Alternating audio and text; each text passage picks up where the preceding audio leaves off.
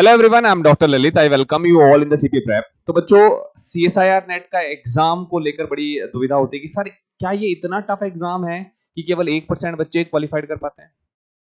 क्या सच में टफ है, या हमारे पास कुछ ऐसे तरीके हैं कि हम इस एग्जाम को अगर कुछ राइट डायरेक्शन हमें मिल जाए तो एक अच्छी, मतलब ऐसा भी नहीं कि बिल्कुल कम मेहनत, लेकिन एक ठीक ठाक मेहनत के साथ इसको क्वालिफाइड कर सकते हैं। मैं उसी को यहाँ डिस्कस करने वाला हूँ। 10 मिनट लगेगा, लेकिन 10 मिनट के बाद आपका जो देखने का नजरिया है सीएसआईआर नेट को, वो बदल जाएगा और कहां आप गलती कर रहे हो वो गलती भी आपके सामने आ जाएगी। क्यों क्वालिफाइड ये आपका एग्जाम नहीं हो पा रहा है। लास्ट तक बने रहिएगा। जो बच्चे नए हैं हमारे चैनल पर, चैनल को सब्सक्राइब जरूर कर लीजिएगा और वीडियो को सारे बच्चे एक बार लाइक भी कर देंगे। अच्छा, एक छोटा सा बात है कि हमारा उड़ान बैच, जो कि कंप्लीटली रिकॉर्डेड बैच है, ये लॉन्च हो गया है। इसमें आपको केवल सब्सक्रिप्शन यानी पूरा कोर्स जो है वो केवल मिल रहा है आपको 2999 में। शुरू के 20 स्टूडेंट जो एनरोल करेंगे उनको ये कोर्स केवल 2999 में मिलेगा। उसके बाद ये कोर्स का प्राइस जो है लगभग 500 जो है आपका इंक्रीज हो जाएगा। तो जल्दी करिएगा, देर मत करिएगा। बहुत ही शानदार है। हर क्लास आपको रिकॉर्डेड फॉर्मेट में plus live discussion, complete notes, जितना कंटेंट दिया गया है इनफ है एग्जाम को क्रैक करने के लिए। ठीक है, चलिए बात करते हैं। इसको स्टार्ट करने से पहले थोड़ा सा एनालिसिस कर लेते हैं बच्चों। और एनालिसिस क्या है हमारा? एनालिसिस हमारा ये है, अगर आप समझे इस चीज को, कि जो हमारा सीएसआईआर नेट का एग्जाम है, देखो अगर आप इस स्टेट को समझोगे तो एग्जाम को क्रैक करने में हेल्प करेगा। जो हमारा सीएसआईआर नेट का एग्जाम है, लाइफ साइंसेस की अगर मैं बात करूं, लाइफ साइंसेस में ये एग्जाम जो टोटल मार्क्स कैरी करता है वो है हमारे 440। बोलोगे सर 440 तो नहीं होता, 200 होता है। अरे 200 मार्क्स का मैक्सिमम आपको अटेम्प्ट करना होता है, लेकिन जो टोटल मार्क्स होते हैं वो होते हैं हमारे 440। कैसे होते हैं मैं आपको बता देता हूं। अब जरा समझना इस स्टेट को। इस 440 में से जो मैक्सिमम आपको अटेम्प्ट करना है वो है 200 मार्क्स का।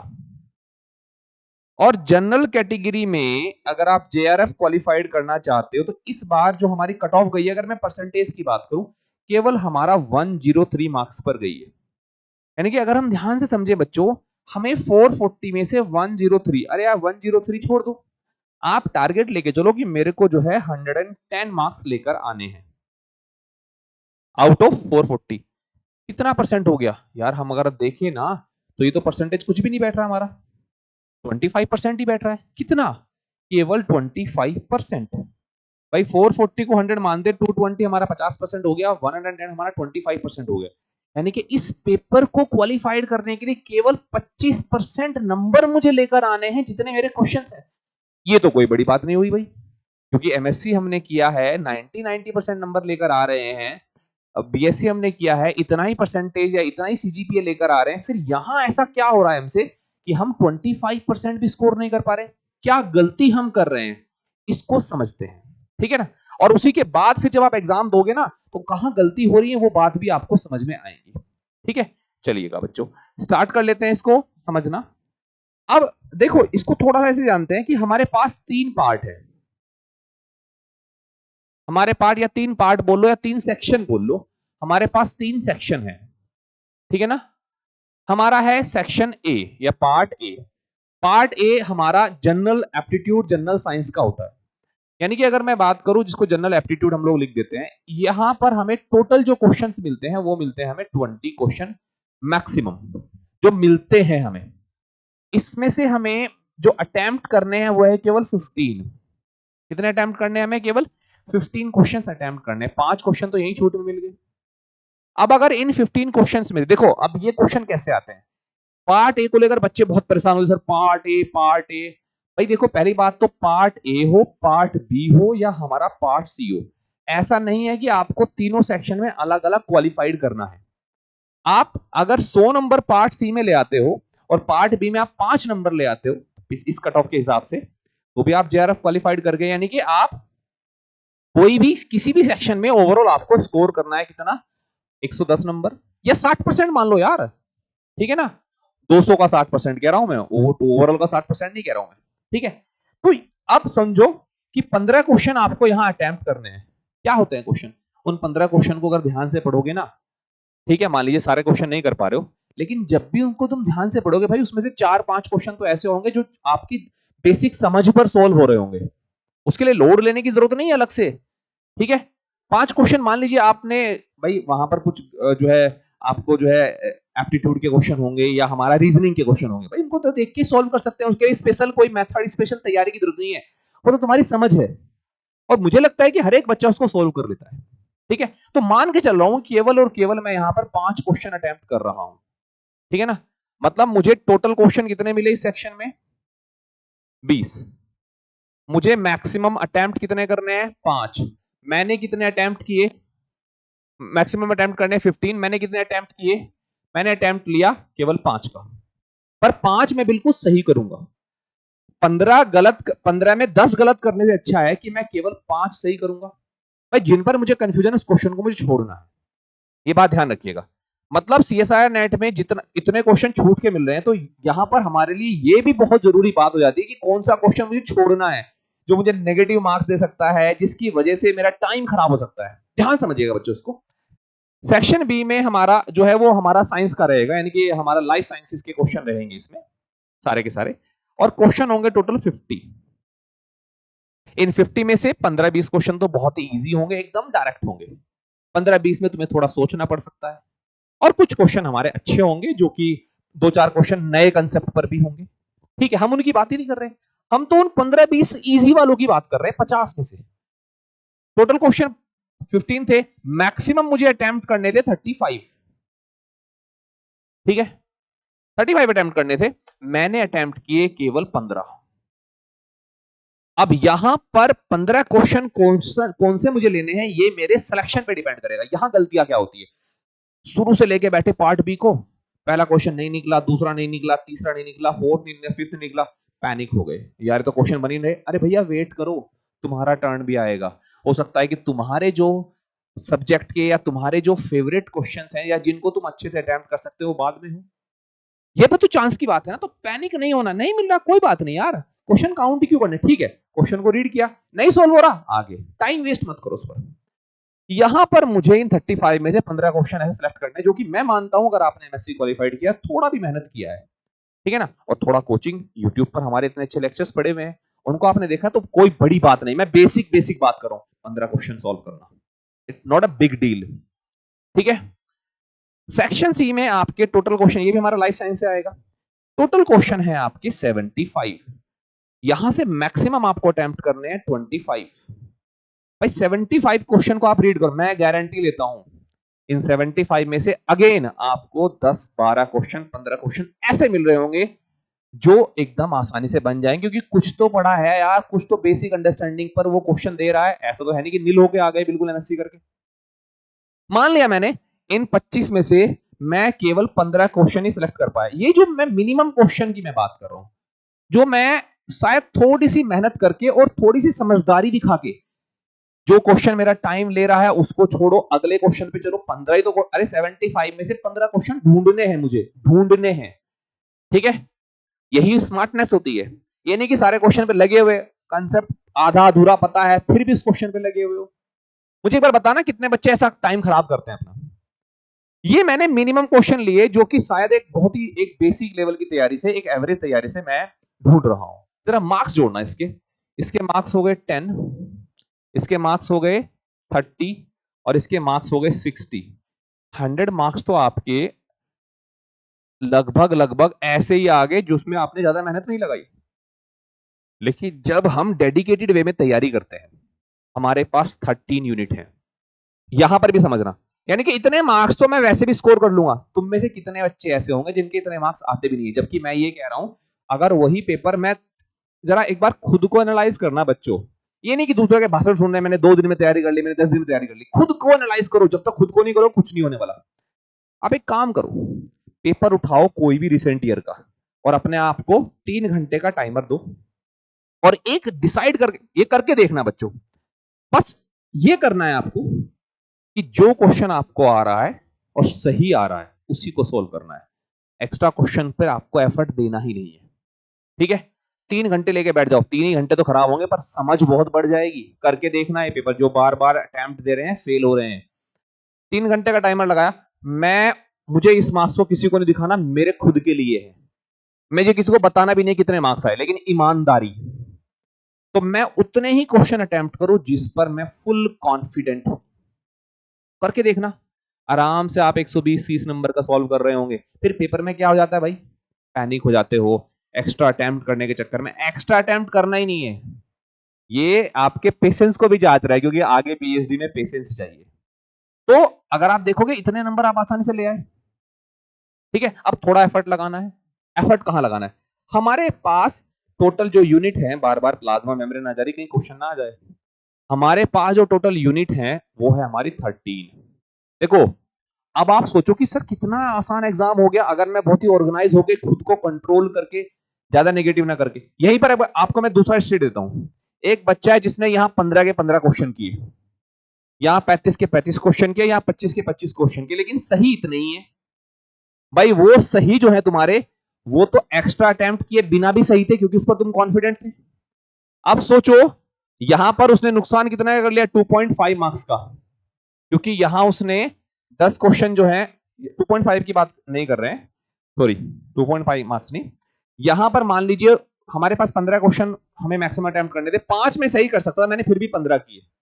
तो वो जो 10 क्वेश्चन मैंने एक्स्ट्रा अटेम्प्ट किए, हर एक क्वेश्चन जो है 0.5 मार्क्स लेकर जा रहा है निगेटिव में, तो यहां पर आपके माइनस हो गए 5। आप सोचो, नहीं तो यार मैं तो 15 कर दूंगा, 10 तो सही हो जाएंगे, इधर 35 कर लेता हूं, 12 15 20 तो सही हो जाएंगे, इधर 75, इधर 25 के 25 करता हूं, 16 17 तो सही हो जाएंगे, नहीं होते। सोचना, आप मार्क्स देखना तुम अपने, यहां पर उसने पूरे 35 किए, मैं कह रहा हूं 15 क्वेश्चन सही कर पा रहा था बच्चा वो, ठीक है, 20 गलत कर दिए। 20 गलत करने का मतलब 10 नंबर यहां उसने माइनस कर लिए अपने।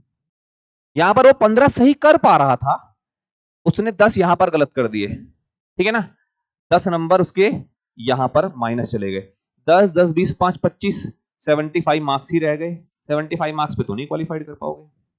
लेकिन वहीं अगर वो बच्चा केवल उतने ही क्वेश्चन अटेम्प्ट करता, खुद पे कंट्रोल करके, जितने पर वो कॉन्फिडेंट है, उसमें उसको कोई गलती नहीं दिख रही है, तो 100 नंबर तो आ गए थे ना, है ना। ये गलती नहीं करनी, यानी कि नेगेटिव मार्किंग एक बहुत बड़ा हर्डल होता है। खुद पर कंट्रोल करना है अपने आप को, ठीक है ना, आपको खुद पर कंट्रोल करना है, मुझे इससे ज्यादा अटेम्प्ट नहीं देने, ठीक है। चलो अब हम बात करते हैं, हमारे पास यूनिट है 13। बहुत सारे बच्चों को ये कंफ्यूजन, सर कितनी यूनिट करें, भाई 13 यूनिट है, ऑन एन एवरेज पूरा पेपर कितने मार्क्स का है, 440 मार्क्स का टोटल पेपर है मेरा भाई। वो 440 मार्क्स में से चलो मैं 20 मार्क्स जो है जनरल एप्टीट्यूड के अलग निकाल देता हूं, फिर भी मेरे पास 420 मार्क्स बचे। ये जनरल एप्टीट्यूड के हमने अलग निकाल दिए, कितने मार्क्स मेरे पास बचे, ये मार्क्स इन 13 यूनिट से आएंगे, आएंगे बिल्कुल आएंगे। 420 को अब हर एक यूनिट लगभग लगभग इक्वल वेटेज करती है। अगर मैं हर एक यूनिट की बात करूं तो लगभग हर एक यूनिट 30 से लेके 35 नंबर की बैठ रही है। बोलोगे नहीं सर ऐसा नहीं होता है, कोई यूनिट ज्यादा आती है कोई कम आती है, गलत है। एक बार ठीक से एनालाइज करोगे तो समझ में आ जाएगा। ईच यूनिट जो है वो लगभग लगभग इतना ही वेटेज रखती है, आज क्या हो गया पेन को, इतना ही वेटेज रखती है। प्लस माइनस हम मान सकते हैं, प्लस माइनस 5 हो सकता है कोई यूनिट जो है वो 30 की बजाय जो है 25 नंबर की आ जाए, कोई यूनिट 35 के बजाय 40 नंबर की आ जाए, कोई यूनिट 30-35, मामला वही रहेगा। तो अगर मैं यहां पर, अब बच्चे बोलते हैं सर कितनी यूनिट तैयार करें, चलो मैं आपसे एक सेट लेते हैं। मैंने कहा कि आप इन 13 में से जो है 5 यूनिट को बहुत अच्छे से तैयार कर रहे हो, केवल 5 यूनिट की मैं बात कर रहा हूं, तो एवरेज के हिसाब से 150 नंबर तो यही हो गए। 30 को एवरेज मान लेते हैं, अगर मैं 30 एवरेज भी मान लेता हूं पर यूनिट, तो 150 मार्क्स तो यही हो गए मेरा। क्वालिफाइड करने के लिए 100 ही चाहिए। बोलोगे सर ऐसा होता नहीं है, क्योंकि 5 यूनिट तैयार करके जाते हैं तो 150 नंबर तो आ ही नहीं पाएंगे। भाई 5 यूनिट कहने का मेरा मतलब ये है, सुनना इस बात को ध्यान से, कि 5 यूनिट से अगर मेरा 150 मार्क्स का आ रहा है तो मैं 150 मार्क्स का अटेम्प्ट करूं, ऐसा तो पॉसिबल नहीं भाई। मैं फैकल्टी हूं, 10 साल से पढ़ा रहा हूं, फिर भी कोई ना कोई क्वेश्चन ऐसा मिल जाएगा मेरी फेवरेट यूनिट का, शायद जिसको मैं सॉल्व ना कर पाऊं क्योंकि इसमें नया कंसेप्ट होगा। हो सकता है, चांस की बात है, ऐसा मिल जाए, ठीक है ना, चांस की बात है। तो आपके साथ क्यों नहीं है चांस? तो हम यहां पर ये मानकर नहीं चलेंगे कि मैंने 5 यूनिट अगर तैयार की है तो मैं सारे क्वेश्चन ही सॉल्व कर पाऊंगा उसके। अगर मैंने बहुत अच्छे से तैयार की है तो मैं लगभग 90% क्वेश्चन सॉल्व कर लूंगा अगर मैंने बहुत स्ट्रॉन्ग वे में तैयार किया। 90% की बात कर रहा हूं। नहीं तो अगर मैंने ठीक ठाक तैयार की है तो मैं लगभग लगभग हम बात करें लगभग 70 to 80%, हाँ मैं उस पेपर को सॉल्व कर लूंगा। 70 to 80% में भी 105, अगर मैं 80% सॉल्व कर लेता हूं, यानी कि अगर किसी यूनिट से 5 क्वेश्चन आए हैं, ठीक है ना, उन 5 में से मैंने 4 क्वेश्चन सॉल्व कर लिए, एक नहीं कर पाया मैं सॉल्व, है ना, तो मेरा 80% का एवरेज हो गया ना। एवरेज समझते रहना इस चीज को। तो 80% के हिसाब से भी लगभग 105 नंबर मेरे बैठ जाते हैं, फिर भी मैं क्वालिफाइड कर रहा हूं, लेकिन नहीं कर पाते हैं क्योंकि भाई मैं 80% का मतलब यह है कि मैंने बहुत अच्छे से तैयार किया यूनिट, लेकिन क्या नया आ जाए, कौन सा क्वेश्चन किसी दूसरे यूनिट से कंबाइन करके पूछ ले, यहां गड़बड़ हो जाती है। तो इसलिए आप ये वाला रिस्क मत लीजिएगा। आप फिर भी 7 से 8 यूनिट को कोशिश करिएगा कि तैयार करो, इतना अच्छे से तैयार करो कि लगभग उस यूनिट के 70 से लेके 80% तक क्वेश्चन आप सॉल्व कर लो। आप आराम से जेआरएफ क्वालिफाइड कर जाओगे किसी भी कैटेगरी में। लेकिन इसका मतलब ये नहीं कि 7 से 8 यूनिट को ही बस आप पकड़ कर बैठ गए। ठीक है, 7 से 8 यूनिट मान लीजिए, मैं आगे एक वीडियो बना दूंगा आप लोगों के लिए, इसमें बहुत बढ़िया है मेरे, मैं उनको पकड़ के बैठ गया, फिर भी उसमें से क्वेश्चन कम बने, मैं क्वालिफाइड कर गया, चांस की बात है। लेकिन जो बाकी यूनिट बची, मान लीजिए मेरी 4 से 5 यूनिट जो मेरी बची, 6 से 7 यूनिट जो बची मेरी ना, 5 से 6 यूनिट जो मेरी बच गई, मैं उन यूनिट को बिल्कुल ऐसा नहीं कि बिल्कुल उनको देखूंगा ही नहीं, ये बहुत बड़ी गलती करते हैं हम लोग। उन यूनिट में कम से कम मैं हर यूनिट के एक एक दो दो तीन तीन टॉपिक ऐसे जरूर तैयार करूंगा जो हर बार क्वेश्चन दे रहा है। लेट्स से बहुत सारे बच्चे इकोलॉजी छोड़ने के लिए कहते हैं, भाई इकोलॉजी छोड़ रहे हो ठीक है, कम से कम लोट का वोल्टारा तो पढ़ लो, इतना भी बड़ा टफ चीज नहीं है। कम से कम वहां पर आप जो है लाइक सक्सेशन तो पढ़ लो यार, थ्योरेटिकल चीजें हैं। 2 टॉपिक पढ़ के चले गए, पूरे पूरे चांस है कि 4-4 नंबर के 2 क्वेश्चन दे देगा। मान लो इधर कमी हो रही है तो इधर उसको कंपनसेट कर लो। मैं अप्लाइड बायोलॉजी छोड़ रहा हूं, क्यों छोड़ना, बायो रिमीडिएशन हर बार आता है, ठीक है ना, बायोसेंसर हर बार पूछता है, क्यों छोड़ना। सर मैं टेक्निक छोड़ रहा हूं, क्यों छोड़ना, फ्लो साइटोमेट्री पर हर बार क्वेश्चन आता है, ठीक है, स्पेक्ट्रोस्कोपी पर हर बार क्वेश्चन आता है, माइक्रोस्कोपी पर हर बार क्वेश्चन आता है, पूरी यूनिट क्यों छोड़ रहा हूं, अरे मैं सिलेक्टेड टॉपिक कर लूं। मतलब मैं 7 से 8 यूनिट को बढ़िया से तैयार करके जाऊं, और बाकी यूनिट के टॉपिक, मान लो कोई जूलॉजी वाला बच्चा है, प्लांट फिजियोलॉजी नहीं पढ़ रहा, अरे भाई क्यों नहीं पढ़ रहा, प्लांट फिजियोलॉजी में फोटोसिंथेसिस से हर बार क्वेश्चन आएगा, कोई एस्ट्रोफिजिक्स तो है नहीं, किसी को समझने में फोटोसिंथेसिस को बड़े ही जो है टाइम लग जाएंगे, कर भाई एनिमल फिजियोलॉजी पूरा कर, प्लांट फिजियोलॉजी का फोटोसिंथेसिस कर ले, उसमें भी C2 साइकिल हर बार आ रही है, कम से कम उसको तो पढ़ ले, समझ ले। या फिर जो है वहां पर प्लांट हार्मोन है, सिग्नलिंग पर हर बार क्वेश्चन आ रहा है, अरे पूरी प्लांट फिजियोलॉजी मत पढ़, खाली सिग्नलिंग पढ़ ले, प्लांट हार्मोन फोटोसिंथेसिस पढ़ ले, कम से कम 2 टॉपिक तूने तैयार कर लिए, 4 से 8 नंबर देके चला गया। अगर इधर कहीं ऐसा कुछ हो गया गड़बड़ की वो क्वेश्चन नहीं बन पा रहे, वहां कंपनसेट कर लेगा।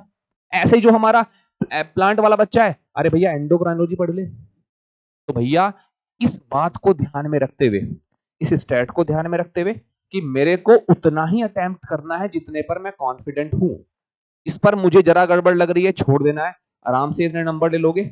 और भैया अगर इस मेथड को फॉलो कर लिया, 7 से 8 यूनिट अच्छे से तैयार कर लिया, और बाकी यूनिट के 2-2 3-3 टॉपिक जो हर बार आ रहे हैं, अभी हमने एक वीडियो लिया था ना रोड मैप, उसमें लिखा हुआ है सब कुछ, वीडियो देखना वो जाकर, उसको पढ़ लेना, कितना आसान है। फिर खुद पे कंट्रोल रखना और इसी तरीके से पढ़ना, टफ नहीं है। हम गलतियां बहुत करते हैं, पढ़ते तो बहुत हैं और गलतियां भी बहुत करते हैं, तो वो पढ़ाई को बढ़ाना है और उन गलतियों को मिनिमाइज करना है, negative marking, time management, panic नहीं होना, ये सब चीजें। ठीक है बच्चों, तो ये था आज का हमारा सेशन। आई होप आप लोगों ने सेशन को एंजॉय किया होगा, समझा होगा इससे बातों को। तो जिन्होंने समझा है एक बार कमेंट में कैसा लगा बता दीजिएगा, और एनालाइज जरूर करिएगा एक बार खुद को। और ये बैच है, ज्वाइन कर लीजिएगा, फुल कोर्स है 2999 में। ठीक है, चलो take care everyone, bye bye.